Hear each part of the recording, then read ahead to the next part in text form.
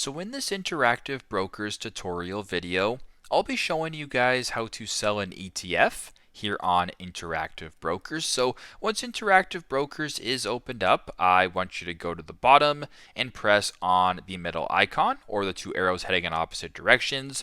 Once you guys are here, you can go ahead and select an ETF or search up an ETF of your choosing. For this demonstration, I'm just going to go ahead and select VOO.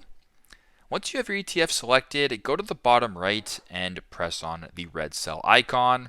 On this page right here, you can go ahead and type in the quantity. So for example, if you wanted to sell one share, you would go ahead and type in one. It'll then show you the price. You can also adjust the limit or the order type by pressing on the arrow right here. For this example, I'll just go ahead and select market. And you can keep scrolling down, edit whatever you have to edit, and if all looks good and you want to sell, just use this bar in the bottom, slide to sell it to proceed with the sell of the ETF. So very simple, very straightforward. That is how to sell an ETF here on Interactive Brokers. Thanks again for watching, and I hope this video helps.